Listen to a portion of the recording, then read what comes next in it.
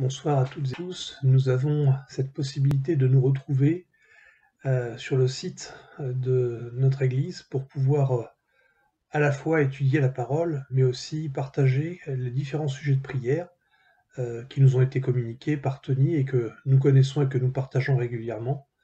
Donc pensons à garder un temps de prière pour penser les uns aux autres, pour prier pour la situation générale liée au Covid et bien d'autres sujets. Et puis prenons aussi le temps, chacun chez soi, de chanter un ou deux cantiques ou deux chants, comme vous le souhaitez. Et cela dans l'esprit de la communion fraternelle, même si nous sommes à distance. Voilà, nous allons garder un petit moment de prière pour entamer cette méditation, si vous le voulez bien. Notre Dieu et Père, nous voulons te remercier encore pour ces instants que tu nous accordes de pouvoir étudier ta parole et nous te remercions. Seigneur, nous te prions pour que tu fasses ton œuvre chacun de nous. Tu connais nos faiblesses, tu connais les difficultés auxquelles nous avons tous, chacun en particulier, à faire face. Je te prie, Seigneur, donc de nous aider, de nous stimuler, à nous encourager les uns les autres par la lecture de ta parole et aussi par l'exhortation que tu veux faire au travers d'elle, Père. Merci pour tout, mon Dieu. Amen. Prendre part au combat spirituel. Au mois de décembre, nous avions abordé ce thème avec comme personnage central le roi Josaphat, qui était un modèle d'intégrité et d'engagement envers son Dieu, mais aussi vis-à-vis de son peuple. Comme tout homme, Josaphat avait également ses faiblesses. Nous l'avons vu notamment avec son alliance avec Akab. Cela lui a d'ailleurs été reproché par Dieu, je cite 2 Chroniques 18, verset 1. Josaphat eut en abondance des richesses et de la gloire, et il s'allia par mariage avec Akab. Au bout de quelques années, il descendit auprès d'Akab à Samarie, et Akab tua pour lui et pour le peuple qui était avec lui un grand nombre de brebis et de bœufs. Et il le sollicita de monter à Ramoth en Galade. Akab, roi d'Israël, dit à Josaphat, roi de Juda, « Veux-tu venir avec moi à Ramoth en Galade ?» Josaphat lui répondit, « Moi comme toi et mon peuple comme ton peuple, nous irons l'attaquer avec toi. » Josaphat a clairement manqué de discernement à une période de sa vie. Il s'est allié par mariage à l'un des pires rois d'Israël dont l'inconduite morale et idolâtre a enfoncé son peuple dans les ténèbres spirituelles. Cependant, nous avons vu qu'après avoir été désapprouvé de Dieu, par l'intermédiaire du prophète Jéhu, Josaphat a radicalement pris position du bon côté de la barrière. Il ne s'est pas laissé entraîner dans le sillage des pratiques d'Akab. Au contraire, il s'est engagé à ramener son peuple dans les voies de son Dieu. Je cite là encore 2 Chroniques, 19, versets 4 à 7. Josaphat resta à Jérusalem, puis il fit encore une tournée parmi le peuple, depuis Beersheba jusqu'à la montagne d'Éphraïm, et il les ramena à l'Éternel, le Dieu de leur père. Il établit des juges dans toutes les villes fortes du pays de Juda, dans chaque ville. Et il dit aux juges, prenez garde à ce que vous ferez, car ce n'est pas pour les hommes que vous prononcez des jugements. C'est pour l'Éternel qui sera près de vous quand vous les prononcerez. Maintenant que la crainte de l'Éternel soit sur vous. Veillez sur vos actes, car il n'y a pas chez l'Éternel notre Dieu ni iniquité, ni égard pour l'apparence des personnes, ni acceptation de présents. Cet exemple rappelle à tous ceux qui ont accepté Christ comme sauveur que nous aurons aussi à prendre position envers celui qui nous a rachetés. Ce n'est pas simple sur le plan humain, mais en se confiant non dans l'homme, mais en Dieu, la perspective change complètement. Je vous propose de poursuivre cette réflexion en prenant d'autres exemples cités dans la parole et qui doivent être pour nous tous un encouragement à ne pas baisser les bras face aux assauts multiples et variés de l'ennemi. Je vous invite à une première lecture dans le livre de Jérémie. Nous prenons donc Jérémie, chapitre 1, verset 1. Parole de Jérémie, fils de Hilkija, l'un des sacrificateurs d'Anathoth, dans le pays de Benjamin. La parole de l'Éternel lui fut adressée au temps de Josias, fils d'Amon, roi de Juda, la 13e année de son règne. et au temps de Joachim, fils de Josias, roi de Juda, jusqu'à la 11e année de Sédécias, fils de Josias, roi de Juda, jusqu'à l'époque où Jérusalem fut emmenée en captivité au 5e mois. Ces 3 versets nous renseignent sur la période où Jérémie a été en exercice en tant que prophète. Celle-ci couvre 3 règnes, allant de la 13e à la 31e année du règne de Josias, puis successivement celle de Joachim et de Sédécias, qui ont respectivement duré chacune 11 ans sur Juda, soit une période totale de près de 40 ans se situant entre 626 et 586 avant Jésus-Christ. Il est à noter que la condition spirituelle d'Israël s'est particulièrement dégradée sous la conduite de ces 2 derniers rois, qui ont été rebelles envers Dieu, et c'est dans ce contexte que Jérémie a été le signal d'alerte du peuple qui, dans ces temps troubles, provoquait la patience de Dieu. Nous voyons au chapitre 9 à quel point Jérémie était affecté par le comportement de ses contemporains et qui le pousse à parler au nom de l'Éternel, et nous allons lire à partir du verset 1 jusqu'au verset 9, chapitre 9, verset 1. Oh, si ma tête était remplie d'eau, si mes yeux étaient une source de larmes, je pleurerais jour et nuit les morts de la fille de mon peuple. Oh, si j'avais au désert une cabane de voyageurs, j'abandonnerais mon peuple, je m'en éloignerais, car ce sont tous des adultères. C'est une troupe de perfides. Ils ont la langue tendue comme un arc et lancent le mensonge. Ce n'est pas par la vérité qu'ils sont puissants dans le pays, car ils vont de méchanceté en méchanceté et ne connaissent pas.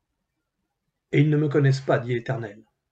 Que chacun se tienne en garde contre son ami, et qu'on ne se fie à aucun de ses frères, car tout frère cherche à tromper et tout ami répand des calomnies. Ils se jouent les uns les autres et ne disent point la vérité. Ils exercent leur langue à mentir. Ils s'étudient à faire le mal. Ta demeure est au sein de la fausseté. C'est par fausseté qu'ils refusent de me connaître, dit l'Éternel. C'est pourquoi ainsi parle l'Éternel des armées. Voici, je les sonderai, je les éprouverai. Car comment agir à l'égard de la fille de mon peuple? Leur langue est un trait meurtrier. Ils ne disent que des mensonges. De la bouche, ils parlent de paix à leur prochain, et au fond du cœur, ils lui dressent des pièges. Ne les châtierai-je pas pour ces choses-là, dit l'Éternel? Ne me vengerai pas d'une pareille nation? Jérémie, instrument de Dieu, était bouleversé par le péché de ses semblables. Durant toutes ces années, il n'a cessé de les appeler à la repentance. Il est resté ferme envers son Dieu et n'a pas suivi les mauvais penchants de sa nation. Il n'a pas baissé les bras et a poursuivi le bon combat. Et cela n'a pas été sans conséquence pour Jérémie. À plusieurs reprises, les responsables et chefs de Juda ont tenté de le faire taire. Il a failli être supprimé, jeté dans une citerne remplie de boue en guise de prison. On peut le dire, ce prophète a connu le rejet de son peuple. On aperçoit sa lassitude dans le livre des Lamentations. Et il y avait de quoi. Imaginez 40 ans de prophétie sur le royaume de Juda sans voir d'amélioration, mais plutôt une dégradation de l'état spirituel de ses contemporains.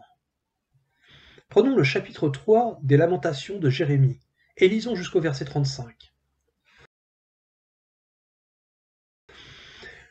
Je suis l'homme qui a vu la misère sous la verge de sa fureur. Il m'a conduit, mené dans les ténèbres et non dans la lumière. Contre moi, il tourne et retourne sa main tout le jour. Il a fait dépérir ma chair et ma peau. Il a brisé mes os. Il a bâti autour de moi. Il m'a environné de poison et de douleur. Il me fait habiter dans les ténèbres, comme ceux qui sont morts dès longtemps. Il m'a entouré d'un mur pour que je ne sorte pas. Il m'a donné de pesantes chaînes. J'ai beau crier et implorer du secours, il ne me laisse pas accès à ma prière. Il ne laisse pas accès à ma prière. Il a fermé mon chemin avec des pierres de taille. Il a détruit mes sentiers. Il a été pour moi un ours en embuscade, un lion dans un lieu caché. Il a détourné mes voies, il m'a déchiré, il m'a jeté dans la désolation. Il a tendu son arc, il m'a placé comme un but pour sa flèche. Il a fait entrer dans mes reins les traits de son carquois. Je suis pour tout mon peuple un objet de raillerie, chaque jour l'objet de leurs chansons. Il m'a rassasié d'amertume, il m'a enivré d'absinthe. Il a brisé mes dents avec des cailloux, il m'a couvert de cendres. Tu m'as enlevé la paix, je ne connais plus le bonheur. Et j'ai dit, ma force est perdue, je n'ai plus d'espérance en l'Éternel. Quand je pense à ma détresse, à ma misère, à l'absinthe et au poison, quand mon âme s'en souvient, elle est abattue au-dedans de moi. Voici ce que je veux repasser en mon cœur, ce qui me donnera de l'espérance. Les bontés de l'Éternel ne sont pas épuisées, ses compassions ne sont pas à leur terme. Elles se renouvellent chaque matin. Oh, que ta fidélité est grande. L'Éternel est mon partage, dit mon âme. C'est pourquoi je veux espérer en lui. L'Éternel a de la bonté pour qui espère en lui. Pour l'âme qui le cherche. Il est bon d'attendre en silence le secours de l'Éternel. Il est bon pour l'homme de porter le joug dans sa jeunesse. Il se tiendra solitaire et silencieux parce que l'Éternel le lui impose. Il mettra sa bouche dans la poussière sans perdre toute espérance. Il présentera la joue à celui qui le frappe. Il se rassasiera d'opprobre, car le Seigneur ne rejette pas à toujours. Mais lorsqu'il afflige, il a compassion selon sa grande miséricorde. Car ce n'est pas volontiers qu'il humilie et qu'il afflige les enfants des hommes. Quand on foule aux pieds tous les captifs du pays, quand on viole la justice humaine à la face du Très-Haut, quand on fait tort à autrui dans sa cause, le Seigneur ne le voit-il pas? En effet, Jérémie a été tourmenté et plongé dans la détresse face à l'endurcissement du peuple de Dieu qui se corrompait, mais aussi par rapport aux persécutions dont il a été l'objet. Cette situation le poussait à dire, au verset 19 et 20, « Quand je pense à ma détresse, à ma misère, à l'absinthe et au poison, quand mon âme s'en souvient, elle est abattue au-dedans de moi. » Cependant, durant toutes ces années, Jérémie a vu que son Dieu était à ses côtés. Il ne l'a pas abandonné, même dans les pires moments. Dieu a pris soin de lui. Jérémie n'a pas compté sur ses propres forces. Mais dans son combat spirituel face au mal environnant, il a placé sa confiance en son Dieu. Ainsi, il pouvait dire à partir du verset 21, « Voici ce que je veux repasser en mon cœur, ce qui me donnera de l'espérance. Les bontés de l'Éternel ne sont pas épuisées, ses compassions ne sont pas à leur terme, elles se renouvellent chaque matin. Oh, que ta fidélité est grande. L'Éternel est mon partage, dit mon âme. C'est pourquoi je veux espérer en lui. L'Éternel a de la bonté pour qui espère en lui, pour l'âme qui le cherche. Il est bon d'attendre en silence le secours de l'Éternel. » Le livre de Jérémie a eu un impact positif sur une multitude de personnes, dont on ignore même la portée. Et même si Jérémie ne l'a pas vu de son vivant, ses écrits ont été une source de bénédiction et de consolation pour des générations entières jusqu'à nos jours. Son combat a une portée incomparable, avec pour résultat des victoires pour bon nombre de croyants s'appuyant sur l'expérience de Jérémie au fil de l'histoire de l'Église. Un peu plus proche de notre temps, l'apôtre Paul a lui aussi livré bien des combats. Lui aussi est passé par des moments de détresse et de découragement. Mais il n'a jamais abandonné ce qu'il qualifiait lui-même de bon combat, le soulignant même dans 2 Timothée chapitre 4 verset 7. Alors que l'église de Corinthe partait à la dérive sur le plan spirituel, au point d'être prêt à recevoir un autre évangile que celui de Christ, l'apôtre lui rappelle à la fois quel a été son engagement pour cette église, mais aussi son engagement pour Christ, au point de tout perdre, y compris la vie. Dans ce texte que nous allons lire, l'apôtre exerce une sorte d'électrochoc sur cette église qui allait finir par mourir si elle ne se reprenait pas et si elle ne reprenait pas part au combat selon la foi et l'évangile de Christ. Lisons le chapitre 11 de 2 Corinthiens.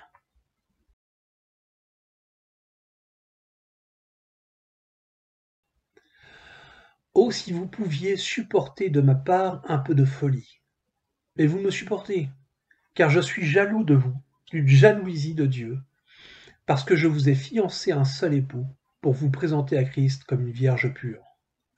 Toutefois, de même que le serpent séduisit Ève par sa ruse, je crains que vos pensées ne se corrompent et ne se détournent de la simplicité à l'égard de Christ. Car si quelqu'un vient vous prêcher un autre Jésus que celui que nous avons prêché, ou si vous recevez un autre esprit que celui que vous avez reçu, ou un autre évangile que celui que vous avez embrassé, vous lui supportez fort bien. Or j'estime que je n'ai été inférieur en rien à ces apôtres par excellence. Si je suis un ignorant sous le rapport du langage, je ne le suis point sous celui de la connaissance. Et nous l'avons montré parmi vous, à tous égards et en toutes choses. Ou bien ai-je commis un péché parce que, en m'abaissant moi-même, afin que vous fussiez élevés, je vous ai annoncé gratuitement l'évangile de Dieu? J'ai dépouillé d'autres églises, en recevant d'elles un salaire pour vous servir. Et lorsque j'étais chez vous et que je me suis trouvé dans le besoin, je n'ai été à charge de personne, car les frères venus de Macédoine ont pourvu à ce qui me manquait. En toute chose je me suis gardé de vous être à charge, et je m'en garderai. Par la vérité de Christ, qui est en moi, je déclare que ce sujet de gloire ne me sera pas enlevé dans les contrées de l'Achaïe. Pourquoi? Parce que je ne vous aime pas? Dieu le sait.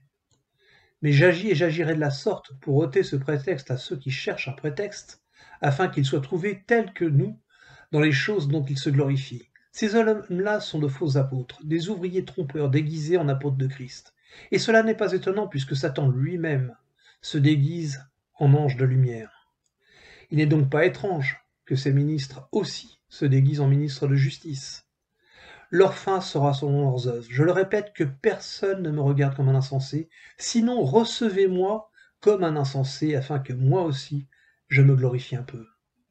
Ce que je dis avec l'assurance d'avoir sujet de me glorifier, je ne le dis pas selon le Seigneur, mais comme par folie.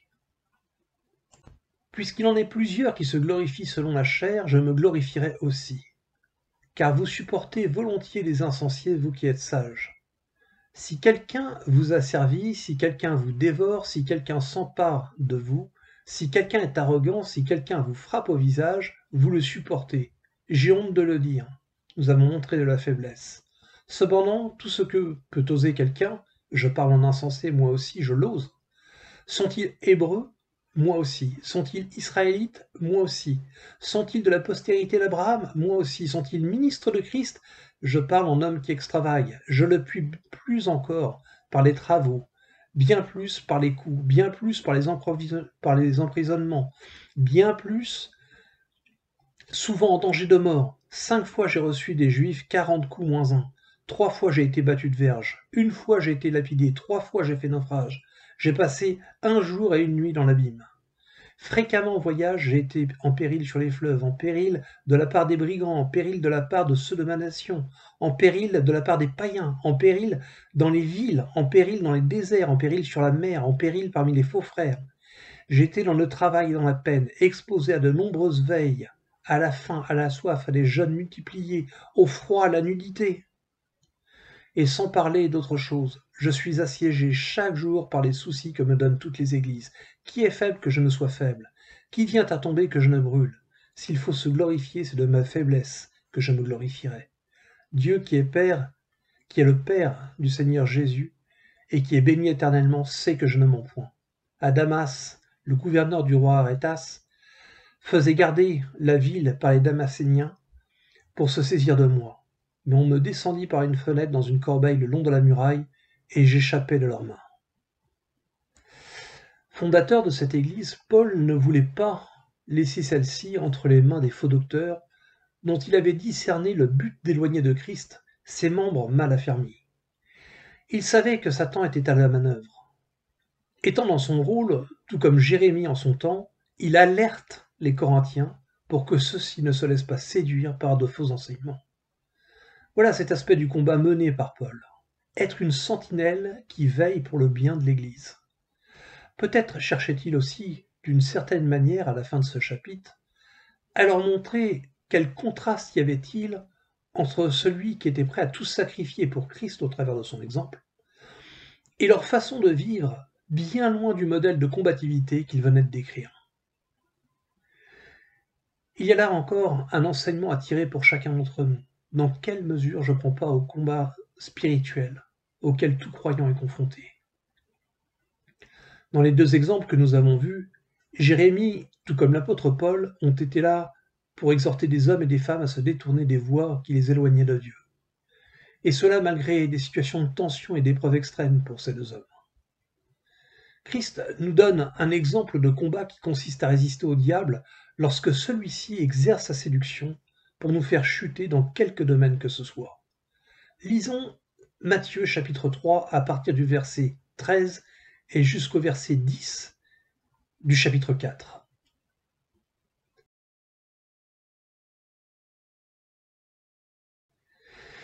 Jésus vint de la Galilée au Jourdain, vers Jean, pour être baptisé par lui.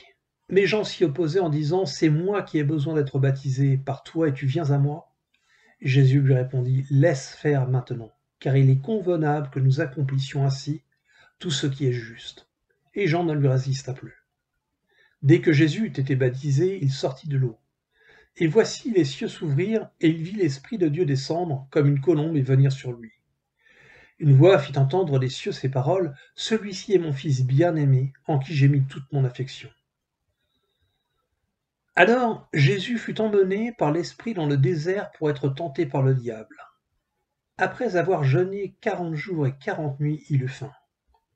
Le tentateur s'étant approché de lui, lui dit « Si tu es le Fils de Dieu, ordonne que ces pierres deviennent des pains. » Jésus répondit « Il est écrit, l'homme ne vivra pas de pain seulement, mais de toute parole qui sort de la bouche de Dieu. » Le diable le transporta dans la ville sainte, le plaça sur le haut du temple et lui dit « Si tu es le Fils de Dieu, jette-toi en bas, car il est écrit, il donnera des ordres à ses anges à ton sujet, et ils te porteront sur les mains de peur que ton pied ne heurte contre une pierre. » Jésus lui dit « Il est aussi écrit, tu ne tenteras point le Seigneur ton Dieu. » Le diable transporta encore sur une montagne très élevée et lui montra tous les royaumes du monde et leur gloire, et lui dit « Je te donnerai toutes ces choses si tu te prosternes et m'adores. » Jésus lui dit « Retire-toi, Satan, car il est écrit, tu adoreras le Seigneur ton Dieu et tu le serviras lui seul. »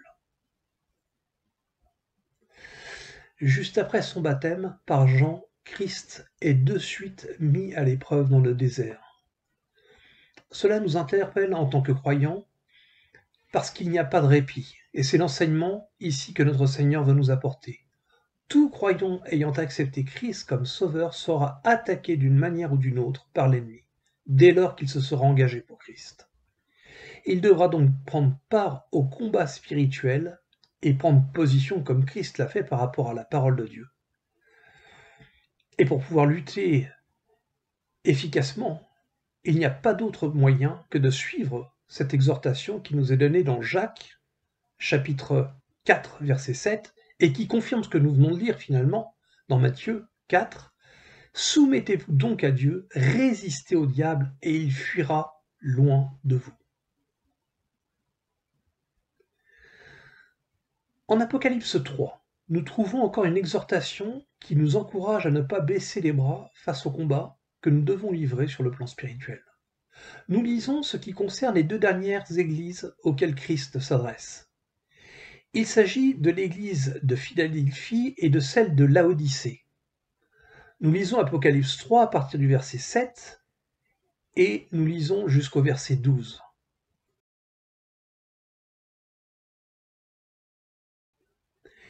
Écrit à l'ange de l'église de Philadelphie. Voici ce que dit le saint, le véritable, celui qui a la clé de David, celui qui ouvre et personne ne fermera, celui qui ferme et personne n'ouvrira. Je connais tes œuvres. Voici, parce que tu as peu de puissance, et que tu as gardé ma parole, et que tu n'as pas renié mon nom, j'ai mis devant toi une porte ouverte que personne ne peut fermer. Voici, je donne ceux de la synagogue de Satan, qui se disent juifs et ne le sont pas, mais qui mentent. Voici, je les ferai venir se prosterner à tes pieds et connaître que je t'ai aimé.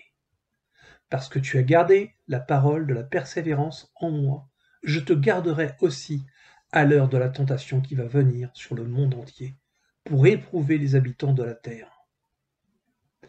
Je viens bientôt. Retiens ce que tu as, afin que personne ne prenne ta couronne. Celui qui vaincra, je ferai de lui une colonne dans le temple de mon Dieu, et il n'en sortira plus.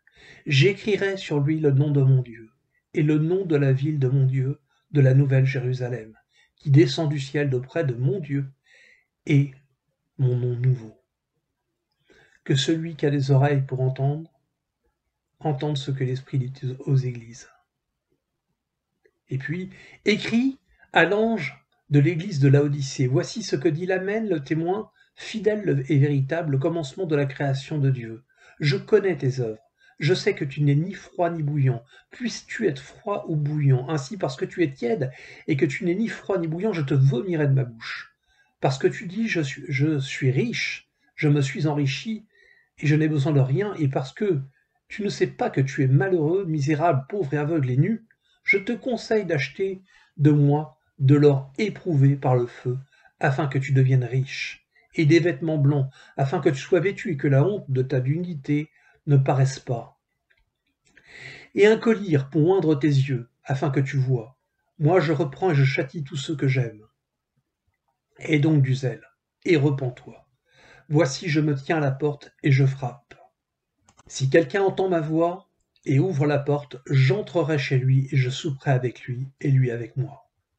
Celui qui vaincra, je le ferai asseoir avec moi sur mon trône, comme moi j'ai vaincu et me suis assis avec mon Père sur son trône. Que celui qui a des oreilles entende ce que l'Esprit dit aux églises.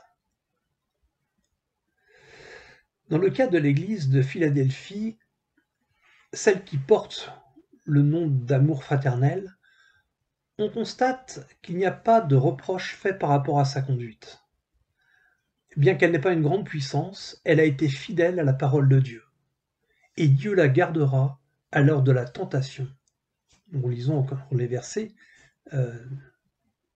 10 à 12. Parce que tu as gardé la parole de la persévérance, en moi je te garderai aussi à l'heure de la tentation qui va venir sur le monde entier pour éprouver les habitants de la terre. Je viens bientôt, retiens ce que tu as afin que personne ne prenne ta couronne. Celui qui vaincra, je ferai de lui une colonne dans le temple de mon Dieu, il n'en sortira plus. J'écrirai sur lui le nom de mon Dieu, le nom de la ville de mon Dieu, de la nouvelle Jérusalem, qui descend du ciel d'auprès de mon Dieu, et mon nom nouveau. Ces versets nous rappellent clairement que Dieu n'abandonne pas ceux qui s'engagent pour lui avec persévérance, tout comme ça a été le cas pour Jérémie et l'apôtre Paul. C'est un encouragement pour nous à persévérer dans sa parole et à tenir ferme face aux assauts du diable et aux séductions de ce monde. En ce qui concerne l'église de Laodicée, le constat de l'état spirituel est tout autre. Elle apparaît comme pratiquement morte et le Seigneur l'exhorte à se reprendre et lui dit au verset 18 « Je te conseille d'acheter de moi de l'or éprouvé par le feu, afin que tu deviennes riche et des vêtements blancs, afin que tu sois vêtu et que la honte de ta nudité ne paraisse pas, et un collier pour oindre tes yeux afin que tu vois. » L'église de Laodicée est incitée à renouer avec un réel engagement pour Dieu. L'or le plus précieux, qui à l'inverse des richesses terrestres ne sont pas que passagères, est une richesse inaltérable, produisant le fruit spirituel, le véritable fruit spirituel. Le vêtement blanc, qui n'est pas sans rappeler la pureté à laquelle tout croyant doit être attaché, afin de ne pas paraître nu. Et enfin le collier qui permet de voir non selon ce monde, mais avec discernement et l'intelligence de l'Esprit de Dieu. Notez bien que si l'avertissement du Seigneur est solennel, c'est parce qu'il aime son Église. Malgré sa défaillance, il lui dit au verset 19 « Moi je reprends et je châtie tout ce que j'aime.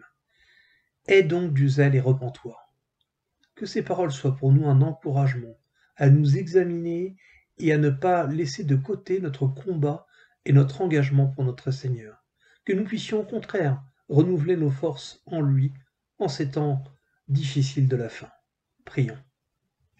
Notre Seigneur et Père, nous voulons te remercier encore pour ta parole qui est riche d'enseignements, qui est pour nous une nourriture solide, qui permet de forger l'âme et qui permet aussi de nous aiguiller, de nous garder dans ces temps difficiles.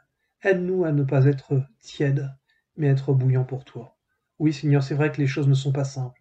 Le tentateur est là et l'esprit du monde aussi. l'esprit de l'apostasie, que nous puissions résister à tout cela, Seigneur, et que nous puissions être fidèles et jugés dignes de toi, Seigneur.